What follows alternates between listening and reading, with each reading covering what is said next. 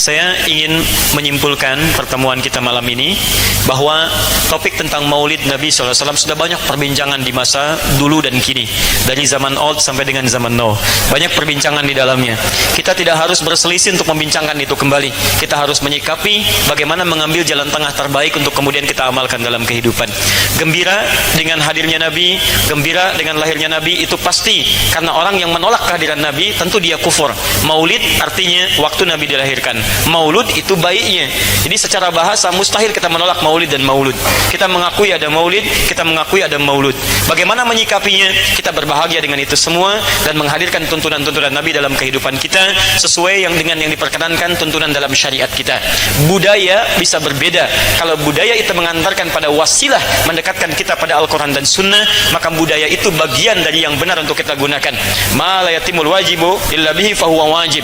Segala sesuatu yang mengantarkan pada kebaikan yang itu wajib, maka itu pun jadi perangkat yang benar untuk kita gunakan. Mikrofon nggak ada di zaman Nabi. Apakah ini bid'ah? Tidak, karena mic ini mendekatkan kita untuk mendengar kalimat-kalimat azan dan kebaikan supaya lebih dekat kepada nilai-nilai kebaikan.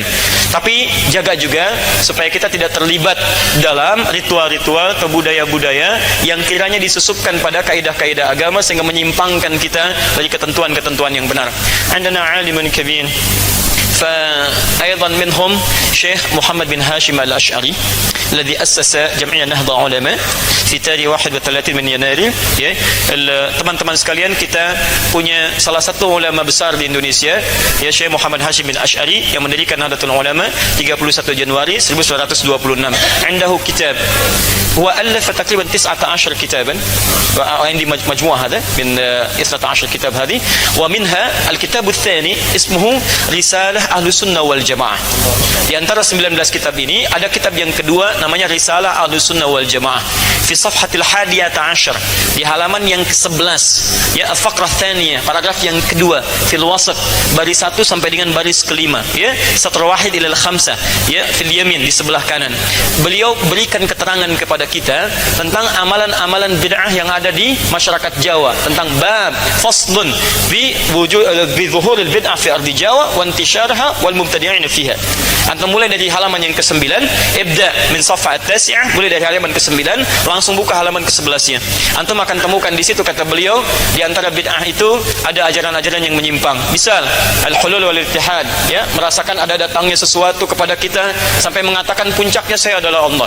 Ya, kamu siapa? Saya Allah. Allah sedang apa? Allah sedang makan. Nah, itu yang seperti itu, waliyadzubillah, itu yang menyimpang. Ya, misal buka lagi antum di sebelah bawahnya, ya, paragraf yang ketiganya, baris 1 sampai dengan baris yang ketiga, paling kiri sebelah bawah, ya, fil yasar tahat, ya, faqrah ats-tsalitsah as-satr wahid ila ats-tsalits. Disebutkan di situ di antara aliran menyimpang ada juga yang ahli zikir. Ahli zikir, lakin zakar syekh biannahu min dhimn ad-dhalah. Jadi manhum, siapa haula, siapa mereka itu? Yaitu humul ladzina, ya, mereka itulah orang-orang yang yasifuna anfusahum, mereka menyebut dirinya sendiri, ya, sudah sampai hum yasilu ila darajah, yani haitsu innahum wasafu anfusahum bi annahum qad ta'allaqa billahi subhanahu wa ta'ala. Fa bisabab hadhihi at-ta'alluq fala yantabiqu alaihim al-amr wan nahy. Ya, karena aksar min Nabi sallallahu alaihi wasallam. Jadi mereka merasa sedang ada hubungan dengan Allah Subhanahu wa taala. Jadi karena banyak berzikir, merasa dekat dengan Allah, wasafa qalbuhu, dia merasa bersih hatinya dan tidak berlaku perintah dan larangan lagi. Jadi kalau antum temukan orang ahli zikir tapi enggak salat, kata Syekh Hasyim Asy'ari, itu orang sesat, jangan diikuti. Antum temukan walaupun misalnya gelarnya kiai, pakai jubahnya selebar Batman bahkan lebih misalnya, ya, misal, terus dia berzikir dan sebagainya, zikir tiba-tiba enggak salat, azan datang dia enggak salat. Syekh, kok tidak salat? Kan sudah azan. Anda baru latihan. Kalau saya, jasad sedang solat tapi roh, jasad sedang bicara tapi roh sedang solat di hadapan Allah.